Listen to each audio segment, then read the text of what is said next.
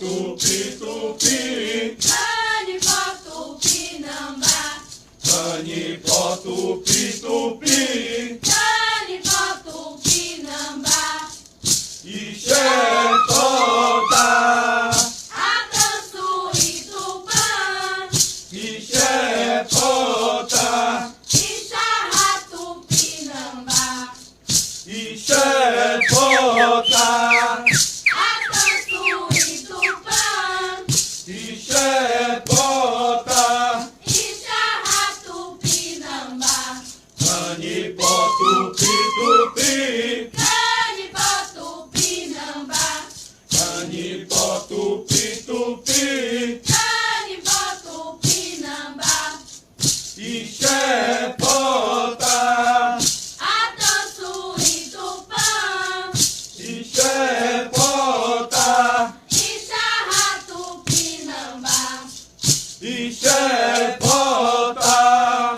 Atansu e Tupã. Meu nome é Cleiton França Amorim, Tupinambá. Estou como coordenador pedagógico do Colégio Amotara, um dos colégios indígenas do território Tupinambá. Sou Marcineia, sou Tupinambá, sou professora e coordenadora dessa unidade do Colégio Estadual Indígena Tupinambá de Acolhida de Baixo. Sobre os desafios, na avaliação educacional de estudantes indígenas, considerando a diversidade cultural e linguística. Qual os principais desafios nesse contexto? Na verdade, o fato de termos uma diversidade cultural e linguística não torna um desafio no processo de avaliação. Pelo contrário, ela vem fortalecendo esse processo, uma vez que a parte intercultural e específica da educação escolar indígena é levada em consideração e respeitada no processo de ensino-aprendizagem. Então,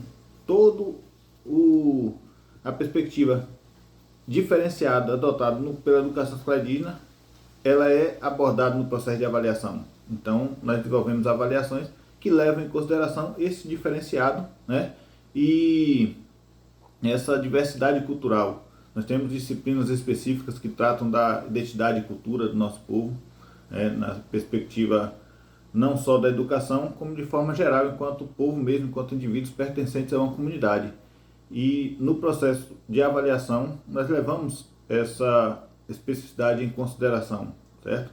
Inclusive desenvolvendo trabalhos e atividades na comunidade, em prol da comunidade ou em parceria da comunidade, porque a educação escolar indígena ela é comunitária, ela tem esse viés, e a educação e a escola e a comunidade não tem divisões entre si, então não existe separação. Então eu não diria que nós temos desafio nesse processo, pelo contrário, ele vem fortalecendo inclusive nossas metodologias de trabalho, bem como no processo de avaliação. E a gente tenta fazer um trabalho de escola diferenciada, de escola indígena, que tem, na verdade, muitos desafios para que a gente consiga estar efetiva nesse trabalho. A gente tem uma escola indígena baseada em princípios, o princípio da diferenciação, da especificidade, do bilinguismo, multilinguismo, da interculturalidade, mas esses princípios, para serem efetivados na prática, conforme manda a Constituição, tem sido cada dia mais difícil. A gente tem a lei que nos ampara, tem a LDB, tem as diretrizes curriculares nacionais para a educação escolar indígena, educação básica, que é em 2012, que nos ampara em relação ao que nós precisamos fazer como escola indígena diferenciada. No entanto, nós enfrentamos desafios no cotidiano. Então, alguns desses desafios diz respeito principalmente à avaliação, conforme vocês estão abordando. Então, a gente tem hoje essa dificuldade, e quando a gente recebe, quando a gente tem o currículo, a formação de professores para dar conta dessa escola indígena, a gente se depara com muitos nãos, com muitos desafios. E essa escola diferenciada, que deveria ter um calendário específico, que deveria ter a formação de professores específico, um horário específico, ela acaba ficando somente na lei, na legislação. E na prática a gente tenta dar conta disso, mas muitas vezes a gente não consegue. Então, o que a gente consegue na prática? Os professores, que são os protagonistas dessas estratégias diferenciadas, eles conseguem fazer acontecer a escola. São professores indígenas. Tanto que na minha pesquisa agora, que eu acabei concluindo, a gente trata exatamente sobre isso. As escolas indígenas desenvolvem atividades pedagógicas diferenciadas, mas quem dá conta disso são os professores, porque se a depender do estado, do currículo, de formação de professores, de modos de fazer, a gente não dá conta se vir de lá. A gente tenta enfrentar esse estado aqui na escola.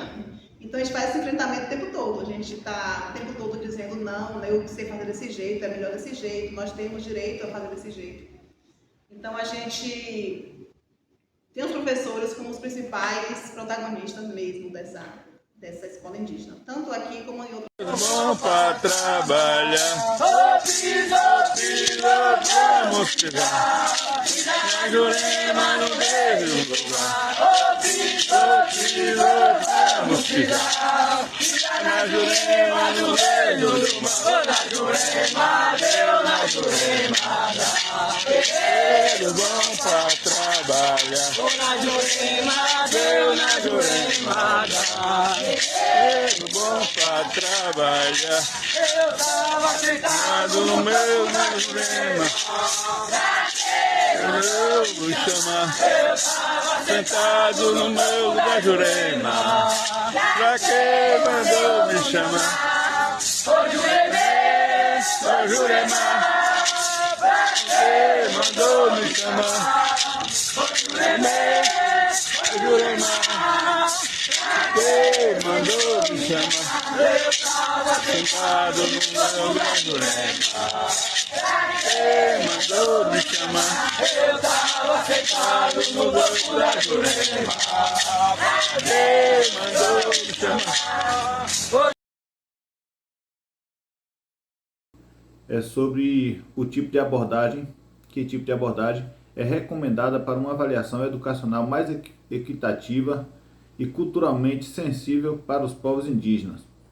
Bom, aqui é mais do que necessário levar em consideração o contexto em que esses indivíduos estão inseridos e nada mais justo do que trazer uma abordagem de avaliação considerando a realidade deste indivíduo, considerando a realidade em que perspectiva, não só no contexto em que ele vive, mas do trabalho em que foi desenvolvido, considerando o contexto que ele está inserido. Como eu falei, nós somos educação comunitária e isso é fundamental nesse processo, respeitarmos o lugar onde esse indivíduo ocupa, o lugar em que esse indivíduo pertence. Afinal, nós estamos tratando de educação que é feita por nós e trabalhada por nós e para os nossos. Então, essa avaliação que leva em consideração esses fatores, essas especificidades, sobretudo a condição desse indivíduo enquanto pessoa pertencente a um povo e a um lugar que ele faz parte, no qual ele faz parte. Então, a avaliação, na verdade, quando a gente pensa em estratégias diferentes, a gente pensa em avaliações diferentes, né? Então, se existem práticas pedagógicas diferentes, a avaliação não pode ir em contramão disso, ela teria que ser uma avaliação coerente com isso. E a gente faz atividades aqui muito relacionadas com o natural, com a natureza, com o meio ambiente. A gente aqui, no Aguípe de Baixo, nós temos um meio ambiente muito rico. Nós estamos perto de mangue, da praia, do areal, da mata, de tudo. E a gente dos rios, e a gente tem essa riqueza daqui ao nosso redor do ambiente natural. E a gente explora isso nas atividades pedagógicas, a gente tenta explorar o máximo disso, tanto da educação infantil, que ocorre em maior número, mas também do Fundamental 2 e do médio. Só que as avaliações, aí a gente avalia o aluno, o estudante, de acordo com isso que ele está desenvolvendo, né, como deveria ser mesmo, essa relação do meio ambiente, essa preocupação com a formação humana desse estudante. E aí a gente vai em contramão, a gente enfrenta as avaliações que vêm do Estado de forma externa. E a gente tem que prestar conta no tempo certo de dados, de resultados que necessitam para o Estado ser cada vez mais crescentes. E aí, assim, enquanto o Estado tem uma preocupação com números, nós temos uma preocupação com a formação humana. Essa formação humana ela vai desde a pessoa no seu modo integral, como também a formação que envolve também a identidade, né, cultural. Então, se nós temos uma prática pedagógica que acredita numa formação do ser humano como um sujeito integral, e esse sujeito integral ele tem também a formação de sua identidade como indígena, a avaliação deveria também ir nesse caminho. Só que a gente fica o tempo todo brigando com o Estado, enfrentando, para que essas avaliações, se a gente tenha que responder a esses dados, né, não seja tão quantitativas apenas, somente números.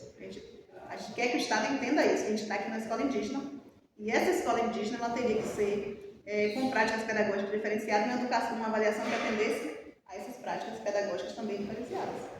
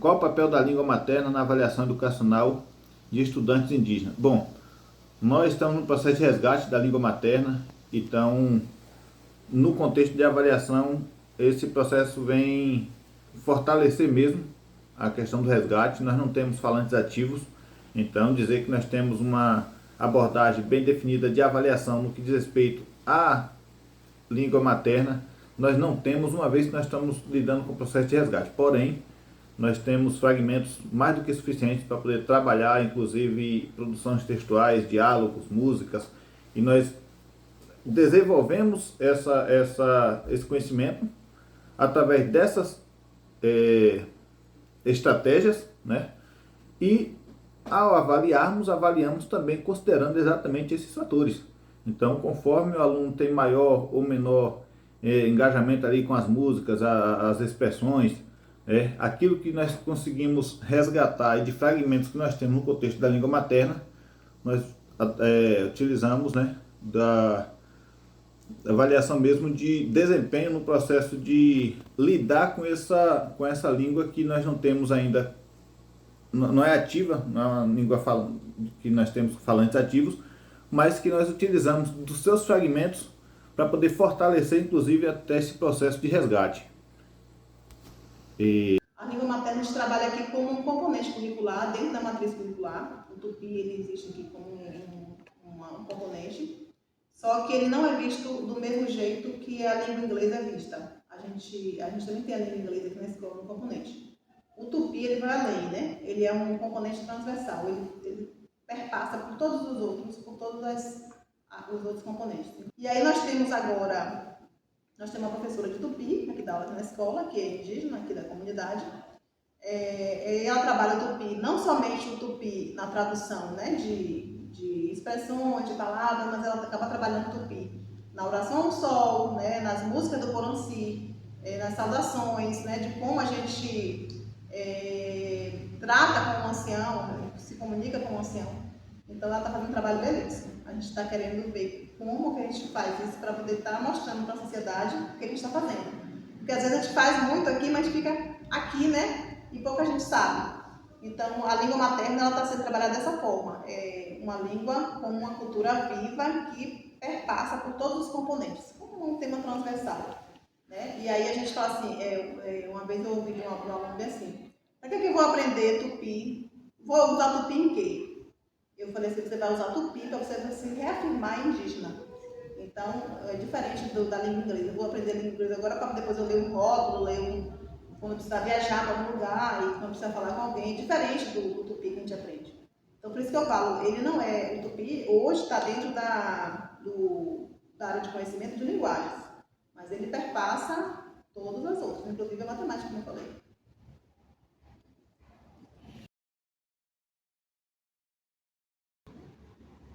cultura a gente precisa trabalhar, a gente trabalha muito sim essa questão dos trajes, né, a natureza, por exemplo, quando tem jogos a gente vai até a mata, a gente tira com eles a embira, a gente desce a tanga para depois eles irem para os jogos. Então, assim, tem todo o processo de como faz para até chegar lá. Então, essa parte da cultura está muito forte aqui dentro da comunidade. E a gente vê muito assim, a cultura também como um processo de transformação, né? Não é nós, povos indígenas, como estávamos lá no século XVI. Nós passamos por uma transformação. Se a gente não tivesse contato com nenhum povo, a gente também passaria por essa transformação. Ainda mais que a gente teve contato com os invasores. E outra coisa, nós somos os primeiros a ter esse contato, né? Fomos os primeiros a ser os invadidos aqui. Então, esse litoral aqui do Nordeste, a gente foi a primeira... Os primeiros a serem violentados fomos nós. Então, assim, por sermos os primeiros, nós vivemos durante esses 5 séculos tentando falar para a sociedade que a gente está aqui ainda, que a gente tem uma cultura, mas essa cultura passou por um processo. E a gente mantém alguns aspectos, mas passou por um processo. Então, a gente usa tanga, a gente usa colar, outras vezes a gente não usa, a gente também quer ter o mesmo direito de ser indígena em qualquer um desses lugares. E esses estudantes que estão na escola precisam saber disso também. Qualquer lugar que eles forem, eles precisam se reafirmar Tupinambá, mas sabendo também que passamos por um processo de violência da nossa cultura e que mais hoje nós nos mantemos aqui. Então, nós temos o Poronci, nós fazemos nas sextas-feiras, na escola, à noite.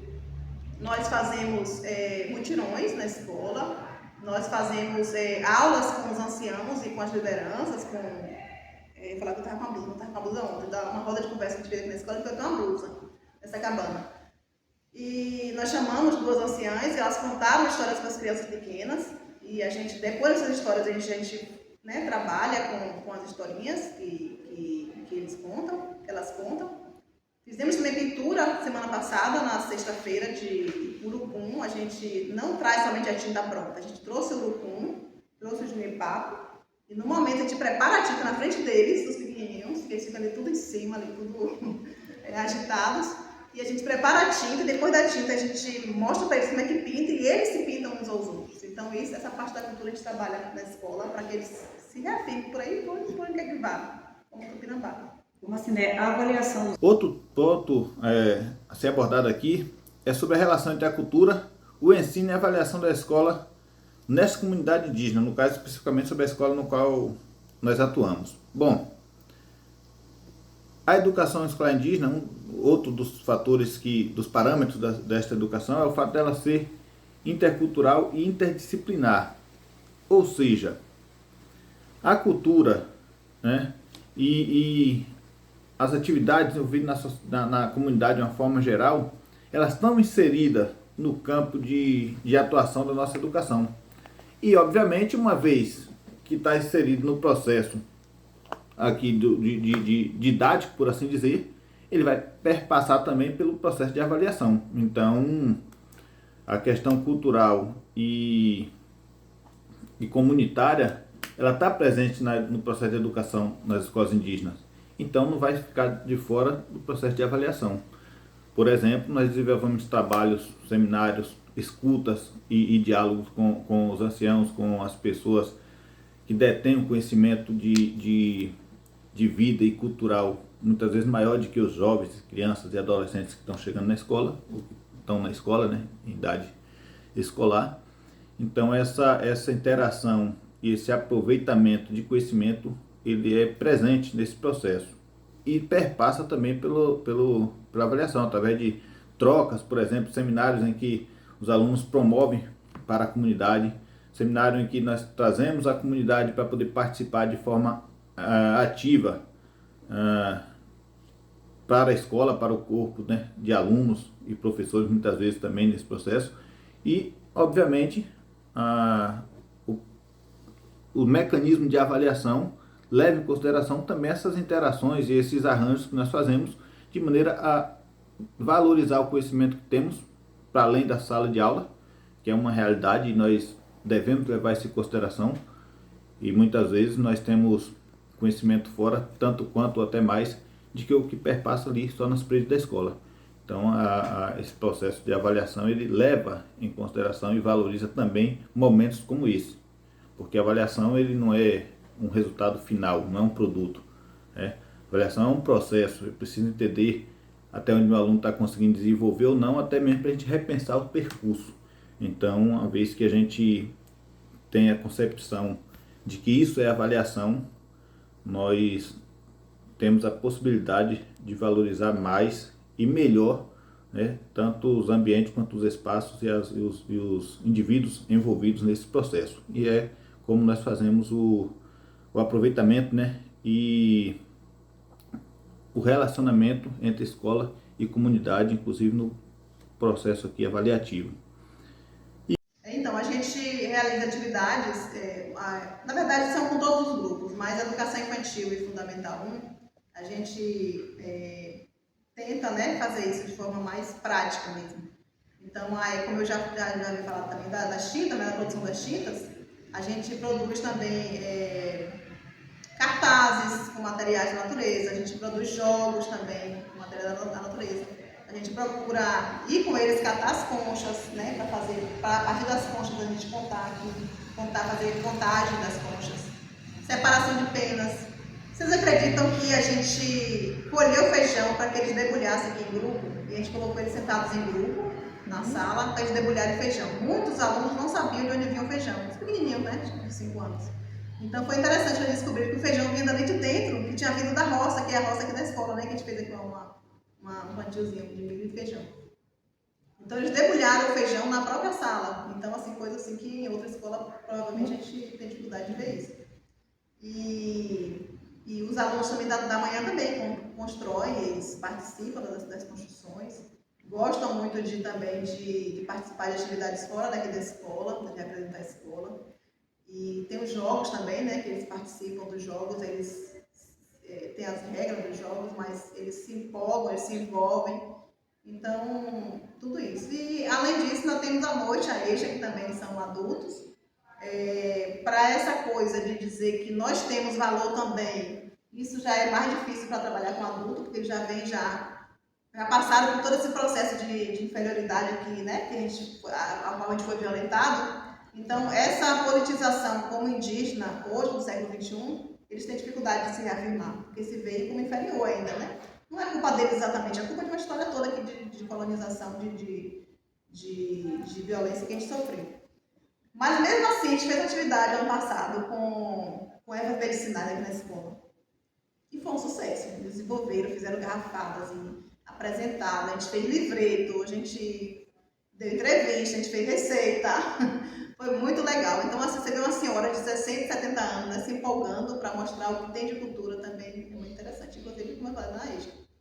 Porque a gente trabalha, né, com todas as turmas e a gente vê um pouquinho de cada... E eu ainda tenho esse privilégio de ver Educação Infantil, Fundamental 1 e a EJA, porque eu trabalho com os 3 grupos, colega Fundamental 2 e médio. E a gente aqui avalia muito o oral também. Então, as populações indígenas, os povos indígenas, têm muito a cultura oralizada como uma forma também de se comunicar, e é muito importante, né? Por isso que a gente, aqui na escola, a gente valoriza muito a cultura oral. Aí, quando a professora vem com o diagnóstico, né, do 6º, 7º ano, 8º ano, ensino médio, e fala, fulano de tal tá tão quietinho na sala, ele quase não fala, mas escreve bem. Para mim, isso tem que estar os dois caminhando bem. Então, se é um estudante indígena, se está na escola indígena, precisa ter essa cultura oralizada bem desenvolvida, porque ele vai precisar disso, né, para argumentar num congresso, quando estiver diante de um prefeito, de um vereador, de um deputado, ele vai precisar disso, dessa cultura. Então, a escola, essa cultura oral, a gente precisa muito valorizar essa cultura oral e trabalhar essa cultura oralizada dentro do aluno, que a gente valoriza como uma aprendizagem muito importante para nós. Só que o Estado não vê isso. O Estado quer dados de parte escrita, né, de leitura, de interpretação, que também é importante. Mas essa parte oralizada a gente precisa muito estar batendo para que a gente consiga também ver isso como uma aprendizagem muito importante.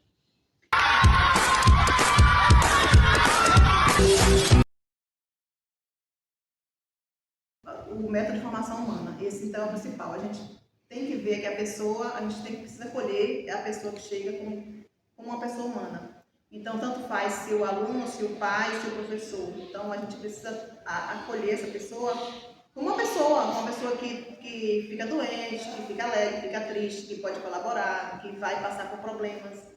Então, a gente esse método, a gente não tem assim um método que a gente passa por cima de tudo isso. A gente vê a pessoa como pessoa humana. Eu acho que isso que é o mais importante para a gente aqui.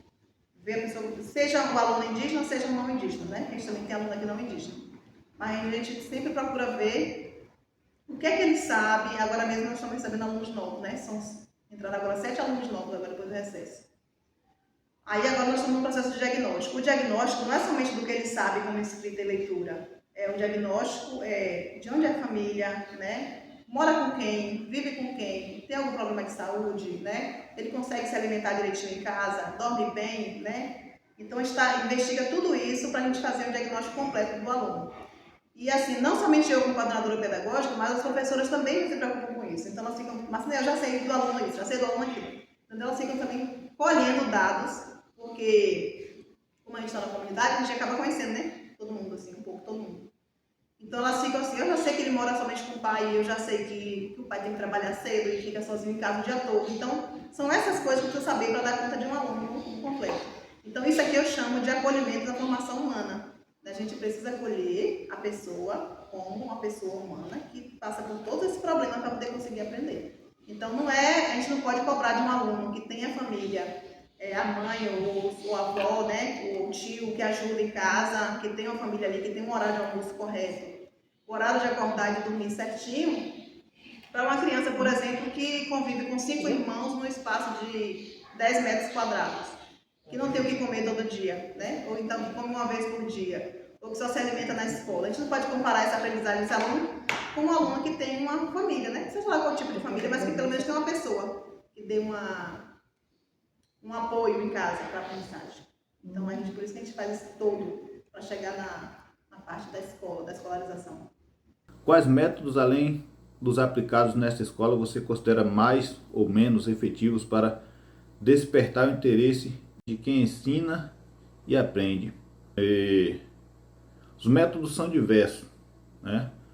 Sobretudo considerando a abordagem da aplicação do que está sendo avaliado. Então eu não posso ser incoerente na minha avaliação com aquilo que eu apliquei, com aquilo que eu apresentei, com aquela proposta do que está sendo trabalhado. Nós procuramos valorizar e adequar a avaliação de acordo ao que está sendo aplicado e como está sendo aplicado. Mas, em linhas gerais, eu diria que nós temos uma série de processos avaliativos, né, que vai desde uma apresentação de seminário, observação de participação dentro ou fora de sala de aula, né, as avaliações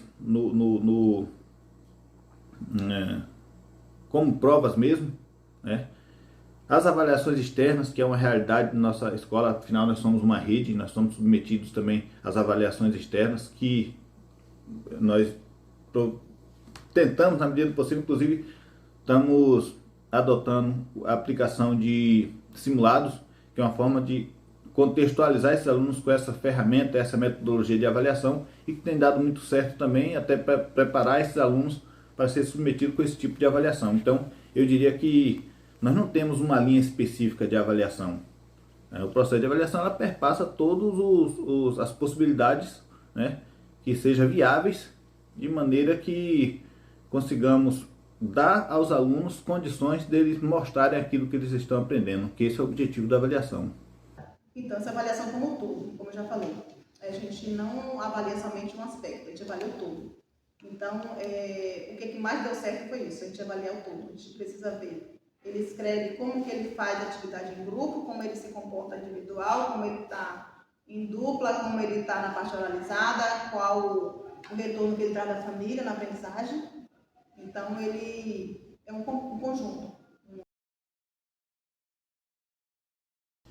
Vem um questionamento sobre quais as formas de avaliação aplicada na nossa escola, né, demonstrou maior resultado, um resultado mais satisfatório. Para ser bem objetivo, eu não diria que existe uma forma de avaliação específica ou uma metodologia específica de avaliação que demonstra mais ou menor resultado, até porque o processo de avaliação está muito ligado à metodologia de trabalho adotada no percurso. Então, eu diria que, de acordo com o trabalho que foi desenvolvido, a gente tem a opção de lograr êxito ou não na avaliação que for feita, uma vez que a gente consiga aplicar uma avaliação coerente com o trabalho desenvolvido. E falando do contexto de nossa escola, nós temos uma diversidade de metodologias avaliativas, conforme eu apresentei aqui para vocês, e procuramos sempre adequar a avaliação de acordo com a realidade do trabalho desenvolvido. Por exemplo, nós vamos fazer um trabalho de campo, vamos avaliar através de uma apresentação de seminário, de um relatório. Precisa fazer uma avaliação que a prova precisa ser arquivada. Então a apresentação de trabalho não vai ser coerente com um contexto desse. Então faz necessário que se elabore uma avaliação escrita e que o aluno precisa responder, essa avaliação precisa ser arquivada. Então vai depender muito do objetivo e do contexto desta avaliação. Mas fato é, nós não temos um único método avaliativo para a nossa educação. Ela perpassa aí seus várias abordagens e vários métodos de avaliar, sendo aí das mais diversas possíveis, contanto que seja coerente com o que está sendo aplicado, com o que está sendo cobrado e com o que está sendo desenvolvido, que esse é o objetivo. A gente ainda não atingiu o modelo de escola, os dados de escolas qualitativos que eles querem. Para a gente, sim. Então, quando um estudante chega para a gente, né, e quer participar das atividades culturais, que ele quer se reafirmar no Tupinambá, que ele sente empolgação para fazer uma faculdade, para a gente isso é uma resposta. A questão na verdade, muitas pessoas procuram a gente, a escola indígena, como sendo uma escola diferenciada que está na legislação. Então, quem conhece a legislação já vem em busca desse diferenciado aqui também na escola. Mas, como eu já falei, a gente tem muita dificuldade. Então, o que eles veem de fora, na verdade, é essa relação que a gente tem com a natureza. Isso é bem forte aqui mesmo. Os professores eles se engajam para fazer isso, né, de forma coletiva, com os alunos, aulas de campo, trilhas, tudo, atividades que a gente lide mais com a natureza. Só que muitas vezes a gente também tem essas coisas que a gente tem que responder por estar nesses enfrentamentos, que a gente acaba, às vezes quando uma pessoa chega aqui, acaba se decepcionando, inclusive, né? Queria ver uma escola totalmente diferenciada, mas a gente, como escola do Estado, a gente ainda tem que ser subalterna, submissa ao Estado. E aí a gente tem que corresponder ao Estado, que é o que paga os professores, né, a alimentação e tal. Então, eles se veem na forma opressora de estar manejando o que a gente faz dentro da escola indígena também. Um questionamento aqui sobre a visão das outras comunidades em relação às nossas metodologias e processos de ensino-aprendizagem nas escolas indígenas. Essa é uma pergunta que, na verdade, eu gostaria de devolver essa pergunta e dar aqui a oportunidade para, diante desse trabalho que aqui está sendo feito e das informações que vocês estão tendo a nosso respeito, vocês nos digam quais são as suas visões ou qual a sua visão frente a esta nossa realidade. Porque há hoje uma maior possibilidade e abertura de diálogo com comunidades fora, mas ainda assim é mais na perspectiva de tentar entender um pouquinho a nosso respeito. Essa devolutiva, ela é um pouco, eu diria que ineficiente, pouco existe. Então, eu gostaria de, quem sabe, a gente a partir desse momento agora, abrir essa oportunidade de diálogo e nos colocando, e me colocando inclusive, à disposição para ouvir o que vocês pensam a nosso respeito, considerando inclusive esse trabalho que está sendo desenvolvido aqui agora.